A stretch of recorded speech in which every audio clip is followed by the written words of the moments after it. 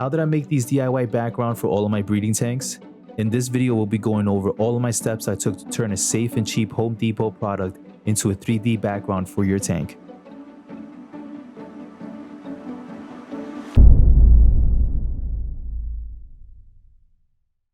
So we took this DIY installation kit and we're going to start framing it to the tank. We had some technical difficulties with our box cutter, but here goes to show you that a steak knife should be just fine. Some unnecessary time was spent making the cutout for the drill tanks. In the end, you can see we just squared it out in the corner. As I'm editing this video, I'll post the learning curves we had in sequential order as best as possible. All this footage was taken months prior as I wanted to have the complete footage of my little fish room build out. This aquascape pond ceiling is really cool. It just wasn't the right fit for what I was looking for. I was expecting each can to hopefully do 3 tanks and I terribly misjudged. Each can could barely do one entire background for a 20 long. I still ended up throwing away this design since I didn't really like how it came out. This pond ceiling would be great to make your own pleco caves, which I have ideas to do, but it would be way too expensive for this project. Before we continue on, I want to say that all this was inspired by a really cool video made by Stephen P. 2003 Aquariums. Here we are using the old mold and wrapping it with plastic cloth. Now the new foam ceiling won't stick to the foam board. Even though the foam board can go into the tank properly sealed, it would just take up unnecessary tank water volume. Now we're going to spray the gray stuff foam ceiling, which is inert, meaning it won't leach any chemicals into the water. The sand is going to create random crevices while the foam expands under the sand, giving it a rock-like formation. In the following footage are my experiences during the entire process, hours of footage recorded months ago, and if you enjoyed this video so far, hit that like button. So right now we have 4 of them. Actually, 1, 2, 3. My dad tested out. He liked to put he was heavy on it, which is kind of cool because I think this is gonna build some kind of cool craters. Then these I was light on it to test it out and see, I just want to see how it creates it on a lighter layer. You can save a little bit more money if you want to do multiple tanks like we're doing. So we got all these tanks. So we have one testing out here, another one testing out here. So these are my 2 over here. So we each have 3 of them. So we have 6, we have 12 tanks here, 15 actually. 3 are going to be hospital/quarantine tanks. It's about 7 p.m. now. Yeah, so tomorrow all of this should be well and done and dry. Okay, so here we are with one of my versions of this. Now, here is the mold. I believe we use an old mold because I can see the slant here. And oh, hi, bud. So look, I think you were right. Well, I'm recording it tonight, but yeah, look, I think this came out. I was telling everybody how I think yours came out much better than mine. All right, so it's the next day. All of these are already curated in a sense that they should be dry. Now we're gonna unravel what these guys look like. All right, so I'm gonna put a tarp down here. We're gonna go right ahead. I'm really loving how this came out. That looks pretty sick. It's like craters. It's really cool. Wow. Really happy with this. This is something else. I love how this just like sprouted up. This was my dad's. So what happened here, what I feel like was that he put in a lot. Right? I thought which I knew was gonna come out kind of cool once I saw these sprouting up through the sand pockets yesterday. I'm really happy with this one. Let's move on. Yeah, really happy with it. So now it should scrape, well, look, easily coming off. Right now, there, yeah. I'm just being really gentle with it. It's my first one and almost slips. But look at this. This is so cool. Let me really show you what it looks like in the tank.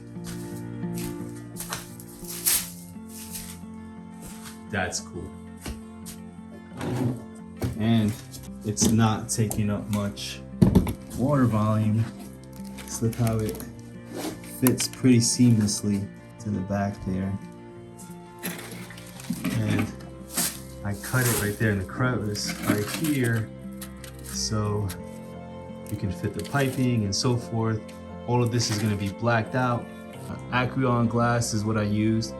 Shout out to Aquarium.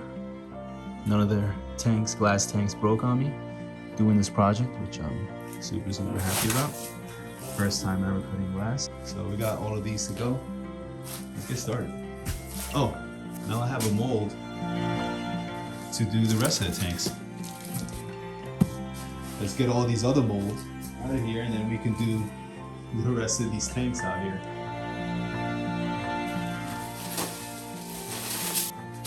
So we're gonna trim all of the excess of this here.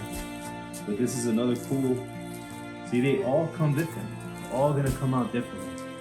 This is another sick one too. You know, right here exactly. I cut off all this excess here. Now, we haven't seen mine yet. I don't know, but Dad's kind of winning right now. Let me bring this over. Let's see. This is one mold. That's the old mold. That's the first one we did. Kind of like my dad's more, honestly. So here it is. It's cool. It's more of a flat surface. It's not as many crevices as the one that my dad had. You know what? I'm gonna come back and I'm just gonna spray this again. I'm not gonna throw this out. I'm gonna spray around here and see what happens. So you can also see an example of the natural crevices that would make opposed to this just spraying it on.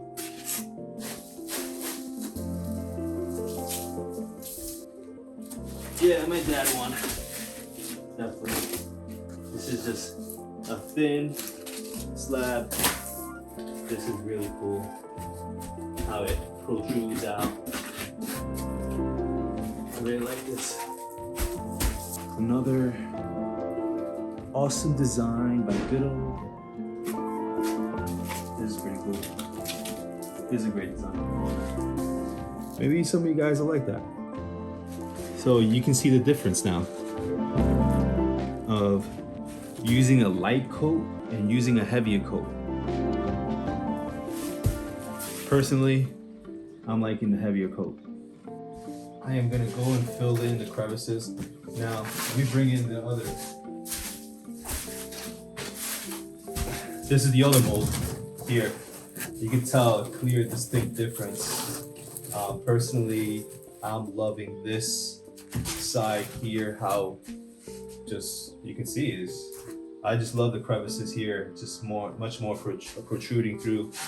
Here it's like kind of a flat surface, much more of a flat surface, little crevices inside here. You know, it's your own taste. I personally really love this. So what I'm gonna do is, besides filling the gaps here, I'm gonna like maybe make some pockets here, put additional sand there so we can create an additional second layer on top of this. We're gonna get started.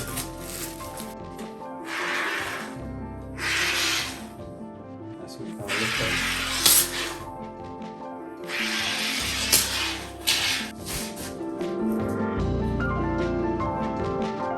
I'm kind of just popping the sand there. This is what I mean right here. So, like, this is the one that my dad did that I was very happy with, and I'm super happy with these as well. But you see how these are kind of like a rock formation, and that's because we were pouring sand on top of it, making sure that literally everything was practically covered with sand, even though as it was protruding out. So you'll see it protrudes out here. Even though I saw little cracks coming in and out, I let it come out. And this is how it turned out. So you can see it. One here. There's the other one here. Here's another one. Loving these. See how easily it peels off? Peels off very easily off. All right, so it's a few hours later. because I had to take a break because it was ridiculously cold. It's so freaking cold. I cleaned up the place. Let me get the camera and I'll take you a quick tour of how it looks now. So here it is here. I laid it out. We have 1, 2, 3, 4, 5, 6, 7, 8. You can see all of those. 9, 10, 11, 12. All right, I'm gonna paint these.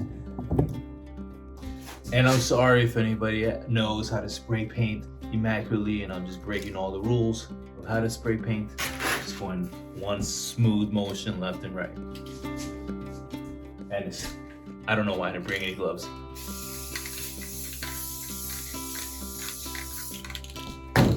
I can't do that. I need gloves. I'm stopping the video. I need to go get gloves. I guess the really cool part about how this is all layered out is that I actually have to tilt it left and right to give it make sure I'm getting all the crevices in there. My hands are cold.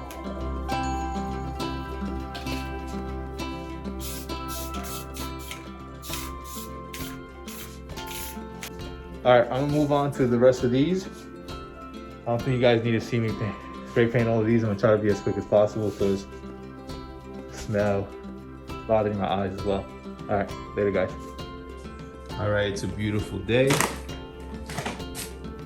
This is what these guys look like the next day. Yeah, they colored up pretty well. I'm pretty happy.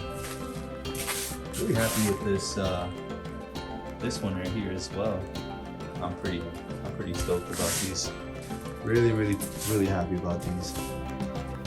All right, so now I'm gonna try black sand brick on top of each other.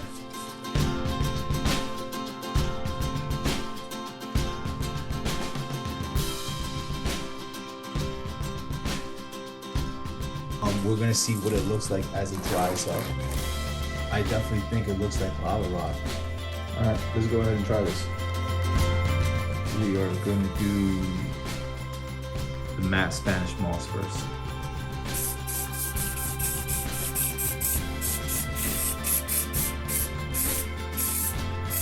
So that's the tint it gave. I like it. Let's get the matte river rock. Let's try this out. And there's a difference.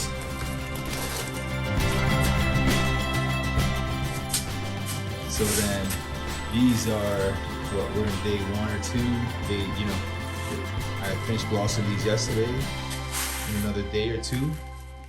Tomorrow's New Year's Eve, Monday. I'm gonna start installing all of these into my fish tanks. I'm loving how these have come out.